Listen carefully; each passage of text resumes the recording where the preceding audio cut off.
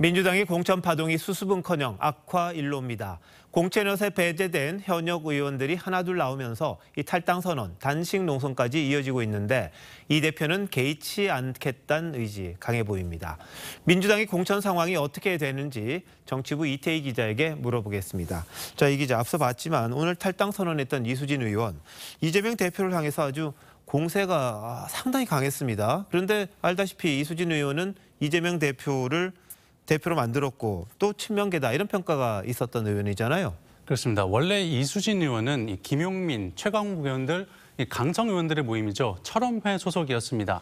특히 지난 2022년 민주당 전당대회 때는 이재명 대표에게 불리한 방향으로 전대룰이 결정되려고 하자 친명계 의원들이 돌린 반대 연판장에 이름을 올리기도 했습니다.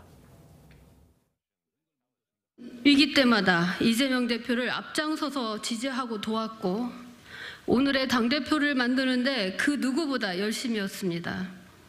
그런데 지금 후회합니다. 자, 그런데 오늘 이 대표가 백현동 의혹 재판을 받고 있잖아요. 그 의혹에 대한 이야기를 했습니다.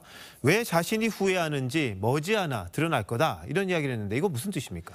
이 대표도 결국 유죄 선고를 피할 수 없을 것이라는 뜻으로 해석이 됐습니다. 판사 출신인 이 의원이 백현동 사건 브로커의 1심 판결문을 근거로 이 대표의 사법 리스크를 정면으로 공격한 셈입니다. 하지만 자신의 공천 탈락 이후에야 나온 일종의 양심 고백에 진정성이 없다는 지적도 나옵니다.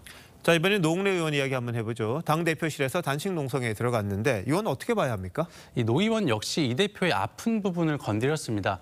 특히 노 의원이 당대표실 안에서 단식에 들어간 건 지난해 9월이죠. 체포동의안 표결을 앞두고 있었던 이 대표의 단식 투쟁을 연상케 한다는 말이 나왔습니다. 실제로 노 의원은 자신이 뇌물수수 의혹으로 재판을 받고 있다는 점을 의식한 듯 나만 재판을 받고 있느냐고 반발했습니다. 네.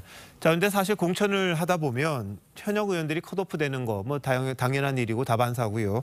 그리고 어떤 면에서는 이걸 가지고 잘했다, 개혁이다 이런 이야기를 하지 않습니까? 근데 유독 이번에 민주당 의원들의 반발이 심한 거 뭐 이유가 따로 있는 겁니까? 민주당이 주장하는 시스템 공천에 대한 신뢰가 무너졌기 때문이라고 봐야 할 겁니다.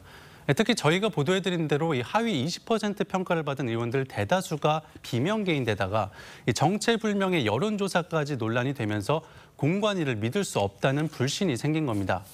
또 문재인 정부 책임론을 제기하며 임종석 전 실장을 공천 배제할 움직임을 보이면서도 역시 전 정부 인사인 추미애 전 장관은 전략공천 카드로 검토하면서 이중잣대라는 비판도 나왔습니다.